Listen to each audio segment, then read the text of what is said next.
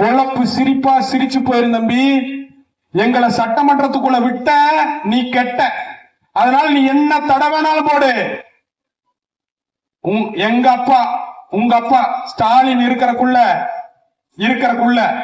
உள்ள வந்து உங்களை கதற விடல, அதே சட்டையை மீண்டும் கிழித்துக் கொண்டு ஓடுவீர்கள். அந்த நாள் வெகு தொலைவில் இல்லை, கூடிய விரைவில்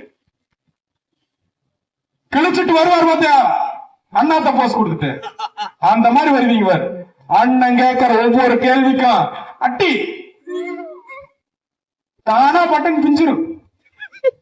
ஒரே ஒரு முறை நாங்கள் உங்களிடத்திலே வாக்குக்கு பணம் கொடுக்க மாட்டோம். சாதி மதங்களை பார்த்து நீங்கள் வாக்கு போடுவீர்கள் என்றால் அந்த வாக்கு எங்களுக்கு தீட்டு, எங்களுக்கு போடாதீங்க.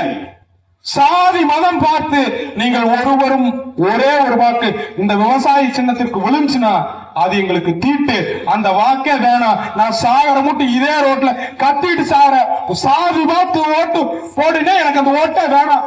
காசு கொடுக்க மாட்டோம். தன்மானத்திற்கும் இந்த தமிழ இனத்திற்கும் தமிழர்களுடைய உரிமைக்கும் தமிழ் தேசிய அரசியலை நெஞ்சில் ஏந்தி கொண்டு வந்து நிற்கிறோம். ஒரே ஒரு முறை எங்களுடைய எங்க படிப்புக்கு இந்த அரசியல் பேசுகின்ற அறிவுபூர்வமான அரசியலை முன்னெடுத்து வைக்கின்ற இந்த ஒரே ஒரு நல்ல பலனை எதிர்பார்த்து அதற்கு வாக்கு செலுத்து. சாதியை பார்த்து போட்டு போனான். அண்ணன் சொல்லுவார், சீமான் இன்னைக்கு இருப்பான் நாளைக்கு போயிருவான்.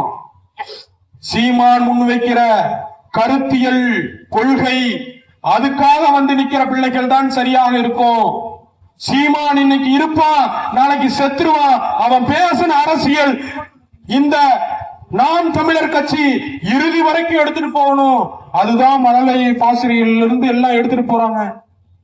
நாங்கள் சீமானுக்காக நிற்கவில்லை, தமிழ் தேசிய அரசியலை முன்னெடுத்து நிறுத்துகின்ற சீமானுக்கு பின்னால் நிற்கிறோம்.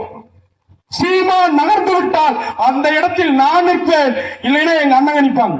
ஆனால் நாங்கள் முன்வைக்கின்ற தமிழ் தேசிய அரசியலை முன்னெடுத்து மட்டுமே நிற்போம். சீமான் அல்ல எங்க பிராண்டு, தமிழ் தேசியமும் எங்க தலைவர் பிரபாகரன் தான் பிராண்டு. சரியா? என்னடா சீமான் அவர் அண்ணன் போன்னு சொன்னா போவோம், பொழங்கடானா பொழந்துருவோம். ஒரு பத்திரிகையாளர் சொல்றாரு, நாம் தமிழர் கட்சி தமிழ்நாட்டில் சீமான் பின்னாடி இருக்கிற தம்பிகளை எல்லாம் கட்டுப்படுத்தி வைத்திருக்கிறார். அவர் மட்டும் கொஞ்சம் லூசு விட்டா இங்கு சட்ட ஒழுங்கு சீர்கெட்டு விடும். என்னன்னு இந்த டிவி கேட்கற மாதிரி விசில் அடிச்சா குஞ்சுகள் மாதிரி எல்லாம் பண்ணிட்டு இருக்க மாட்டோம். அந்த சட்ட ஒழுங்கு அல்ல, நீங்க நினைக்கிற மாதிரி டிவி கே பண்ற ரகலைகள் அல்ல நாங்கள்.